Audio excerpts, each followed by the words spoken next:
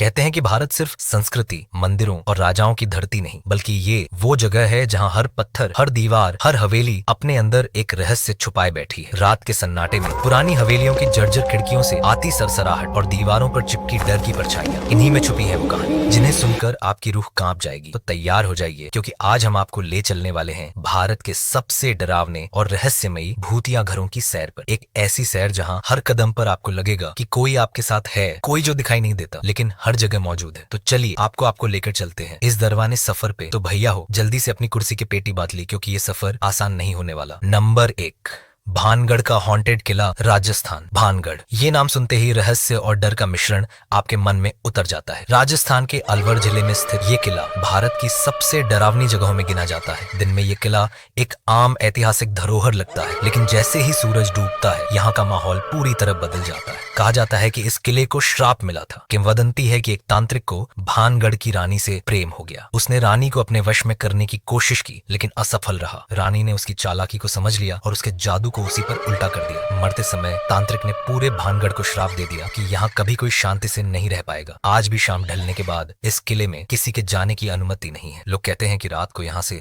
अजीब अजीब आवाजें आती हैं और कई लोगों ने अंदर परछाइयां घूमते देखी। कई बार जो लोग रात में चोरी छिपे अंदर गए वे कभी लौट कर नहीं आए। सरकार ने यहाँ बोर्ड भी लगा रखा है कि सूरज ढलने के बाद और सुबह से पहले कोई भी यहाँ प्रवेश न करे। अब चलिए किसी और रहस्यमयी घर की ओर बढ़ते हैं। नंबर 2, शशि विलास हवेली, राजस्थान। राजस्थान की धरती हवेलियों और महलों के लिए जानी जाती है, लेकिन कुछ हवेलियां ऐसी हैं जिन्हें देखकर सैलानियों का खून भी जम जाता है। अलवर की शशि विलास हवेली उन्हीं में से एक है। इस हवेली की दीवारें टूटी फूटी हैं और जगह जगह घास फूस उगाया है। दिन में ये एक खंडहर जैसी लगती है, लेकिन रात होते ही यहाँ से अजीबोगरीब चीखों की आवाजें सुनाई देती हैं। स्थानीय लोगों का कहना है कि कभी इस हवेली में एक अमीर जमींदार अपने परिवार के साथ रहता था। अचानक एक रात पूरा परिवार रहस्यमयी ढंग से मौत के घाट उतर गया। किसी को नहीं पता कि वो सामूहिक मौत थी या हत्या, लेकिन तब से इस हवेली को अशुभ माना जाने लगा। गांव वालों का मानना है कि रात में यहाँ लाल कपड़ों में एक महिला दिखाई देती है। कई लोगों ने दावा किया कि वो और इस हवेली की दीवारें टूटी फूटी हैं और जगह जगह घास फूस उगाया है। दिन में ये एक खंडहर जैसी लगती है, लेकिन रात होते ही यहाँ से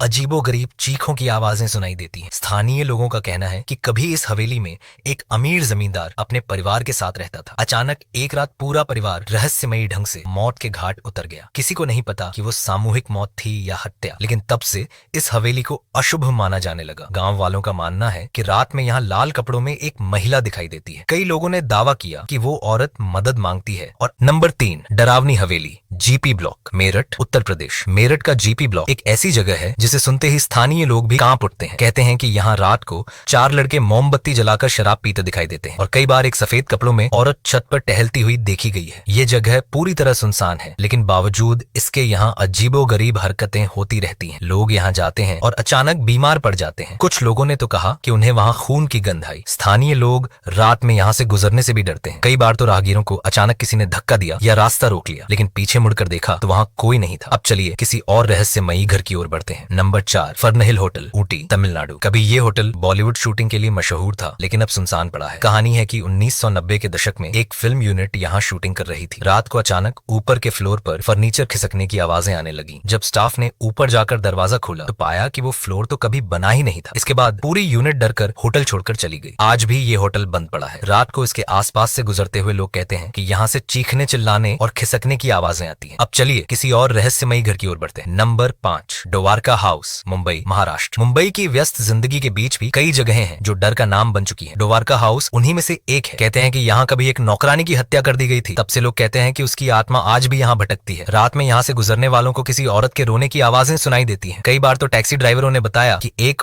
नंबर 6, डिसूजा चौल, महिम, मुंबई। मुंबई का महिम इलाका दिन में कितना भी भीड़ भाड़ वाला हो, लेकिन रात को डिसूजा चौल के पास सन्नाटा खिंच जाता है। कहा जाता है कि यहाँ एक महिला कुएं में गिरकर मर गई थी। तब से हर रात उसकी आत्मा कुएं के पास दिखाई देती है। कई लोगों का कहना है कि उन्होंने उसे पानी मांगते देखा है। रात में यहाँ बच्चे तक खेलने नहीं जाते। कई बार जब लोग पानी भरने जाते हैं तो उन्हें अचानक। अब चलिए किसी और रहस्यमयी घर की ओर बढ़ते हैं। Number 7, Rajkeran hotel, Lonavala, Maharashtra. ये होटल कभी एक हिल स्टेशन का का आकर्षण था, लेकिन अब इसे सुनसान कर दिया गया है। लोगों का कहना है कि यहाँ के एक कमरे में अचानक बिस्तर की चादर खिंच जाती थी। कई मेहमानों को लगा कि कोई उनका पैर पकड़ रहा है। धीरे धीरे ये खबर फैल गई और लोग यहाँ आना बंद कर दिए। आज ये होटल पूरी तरह वीरान है और यहाँ केवल डर का बसेरा है। अब चलिए किसी और रहस्यमयी घर की ओर बढ़ते हैं। नंबर 8, विज्ञान भवन का ब्लॉक्ड हॉल, दिल्ली। दिल्ली का विज्ञान भवन तो सरकारी मीटिंग्स और कॉन्फ्रेंस के लिए मशहूर है, लेकिन यहाँ एक ब्लॉक्ड हॉल है जिसे कभी नहीं खोला जाता। कहा जाता है कि यहाँ पहले किसी कर्मचारी की रहस्यमयी मौत हुई थी। तब से जब भी उस हॉल को खोला गया, अंदर से अजीब आवाजें और फुसफुसाहट सुनाई दी। सरकार ने आखिरकार उस हॉल को हमेशा के लिए बंद करवा दिया। अब चलिए किसी और रहस्यमयी घर की ओर बढ़ते हैं। तो दोस्तों, ये थे भारत के कुछ सबसे डरावने और रहस्यमयी घर, जिनकी कहानियां आज भी हमारे रोंगटे खड़े कर देती हैं। क्या आप इनमें से किसी जगह गए हैं, या आपके शहर में भी